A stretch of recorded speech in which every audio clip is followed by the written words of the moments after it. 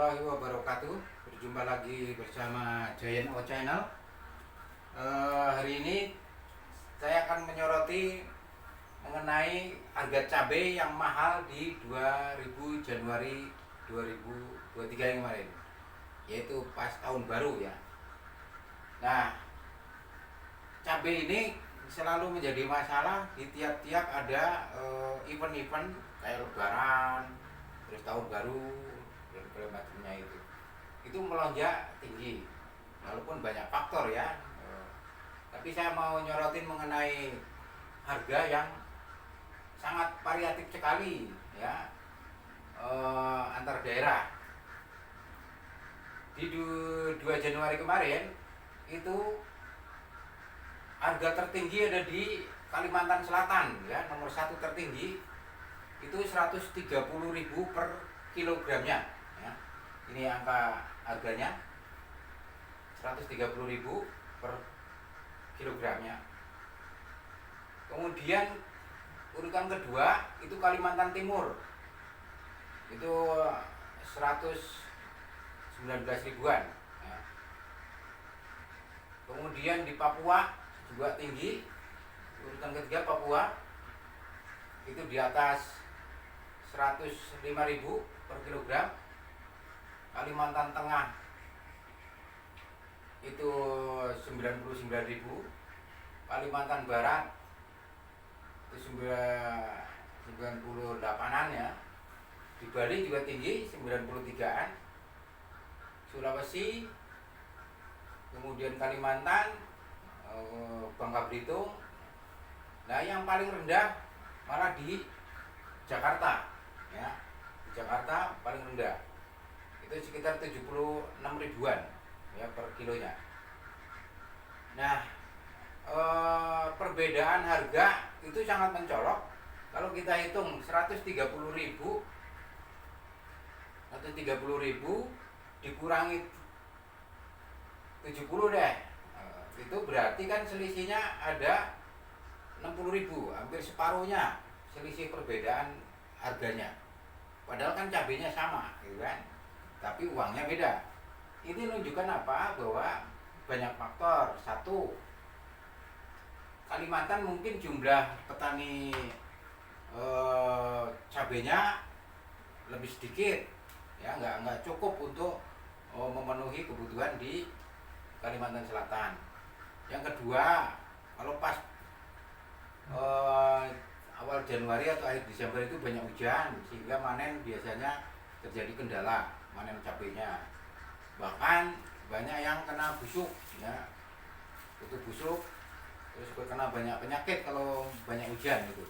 Kecuali yang petani-petani modern yang sudah pakai greenhouse gitu. Nah, yang ketiga, faktor ketiga adalah jarak atau sistem rantai pasarnya. Rantai pasarnya ini menunjukkan Jakarta itu rantai pasarnya sangat bagus, sudah terbentuk cukup lama. Maksudnya dari petani, rantai pasar itu yang kita harus amati dari petani kemudian ke bandar, kemudian bandar ini kirim pakai truk besar ke Jakarta, dari Jakarta langsung masuk ke pasar induk, dari pasar induk udah langsung masuk ke pengecer ya, karena pengecer di pasar-pasar itu belanjanya bisa langsung ke pasar induk, artinya jalurnya lebih pendek. Yang kedua, pedagangnya cukup banyak sehingga harga bisa bersaing antar pedagang. Sehingga kenapa itu kok Jakarta malah lebih rendah padahal nggak punya kebun cabai gitu kan. Nah, sementara daerah-daerah lain yang masih tinggi harganya itu antara lain tadi permasalahannya adalah masalah tadi. Satu, mengenai jumlah petaninya sedikit atau jumlah tanamannya sedikit, kemudian musim panennya lagi banyak hujan, terus jalur rantai pasar itu terkait dengan jumlah stok, terus jumlah pengiriman, terus truk-truk transportasinya masih kendala dan segala macam, akibatnya angkanya tinggi. Bahkan mungkin saja Kalimantan Timur itu ambilnya dari daerah Jawa Timur. Kenapa? Saya akan teruskan ke ininya, produksinya. Nah, ini adalah daerah-daerah yang memproduksi cabai tertinggi ya. Urutan pertama itu Jawa Timur. Jadi jumlah produksi cabai terbesar adalah di Jawa Timur. Itu produksinya tahun itu tahun 2021 totalnya 878.000 ton ya. Yang kedua itu Jawa Tengah itu 179.000 ton. Ini pun jaraknya cukup jauh. 400 selisihnya itu 400.000 ton. Jadi Jawa Timur cukup petani-petaninya cukup banyak dan mungkin keahlian dalam bertani cabai udah cukup canggih dibanding petani-petani lainnya. Jawa Barat itu yang banyak pertanian sayuran juga ternyata lebih rendah dari Jawa Tengah ya, apalagi dibanding Jawa Timur. Itu 137.000 ton. Nah, di daerah Sumatera yang tinggi itu Sumatera Utara, nah, itu 78.000 ton. Nah, kemudian di Sumatera itu ada dua ya yang tinggi, Sumatera Utara dan Sumatera Barat.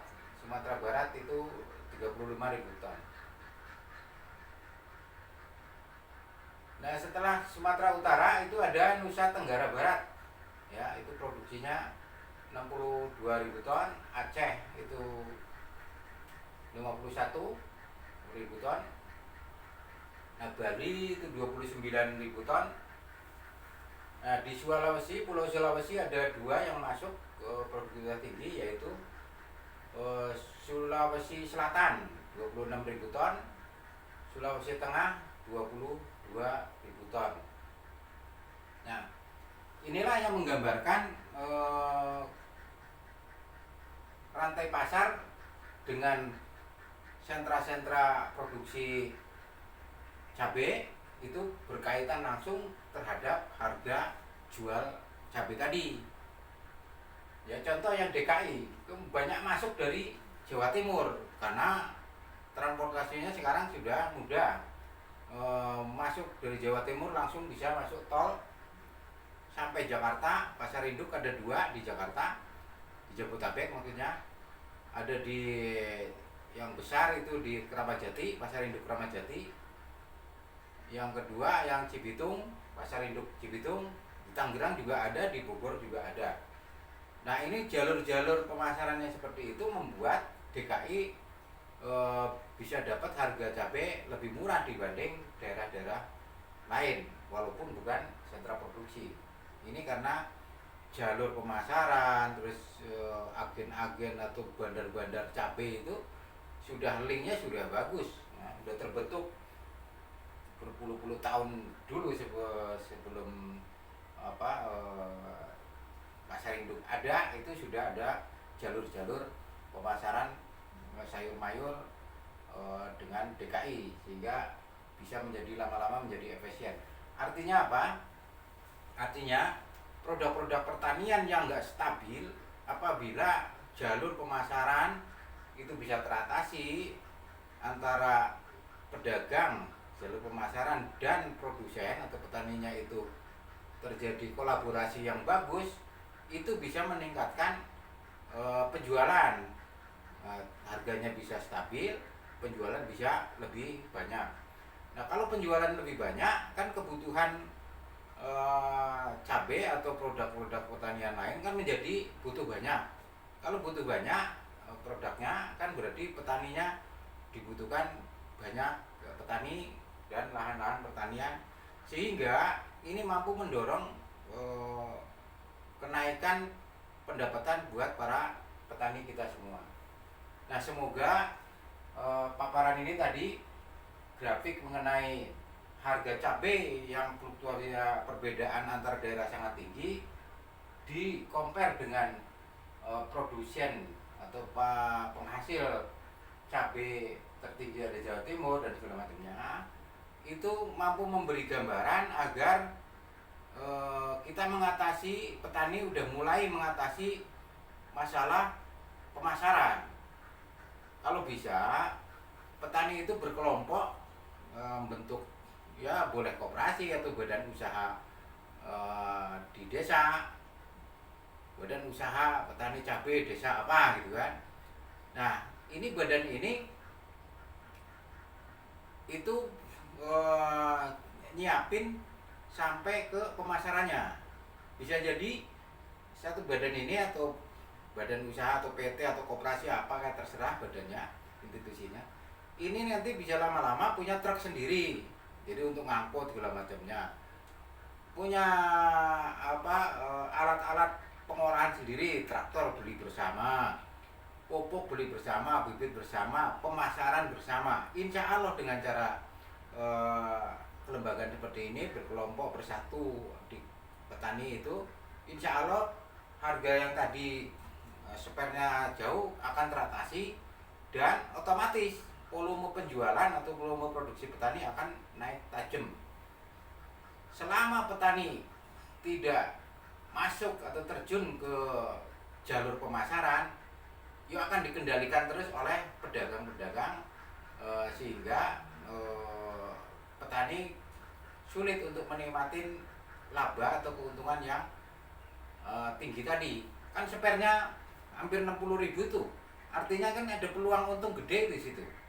Maka saya mendorong, Giant O Channel ini mendorong agar petani berkelompok atau berkoperasi atau bikin PT atau CP untuk bersatu mengatasi dari pertanian sampai ke pemasarannya. Nah tentu si pembeli atau pasar induk, pedagang besar di pasar induk Jakarta atau kota-kota besar akan lebih percaya belanja langsung dengan kelompok-kelompok tani tadi, karena udah terorganisir dibanding belanja ke satu orang per orang gitu. Dan kelembagaannya ada, bisa bikin kontrak dan segala macamnya. Insya Allah dengan cara membangun kelembagaan di tingkat petani, kemudian ngeling dengan pemasarannya, insya Allah pertanian kita akan lebih maju lagi. Nah, semoga ini video hari ini sangat bermanfaat buat Bapak Ibu semuanya, baik itu petaninya juga pemakai dari cabai ini. Untuk lebih mengembangkan channel Giant O Channel ini berkembang lebih baik, bermanfaat lebih baik, mohon dibantu like, share, and subscribe-nya. Terima kasih. Wassalamualaikum warahmatullahi wabarakatuh.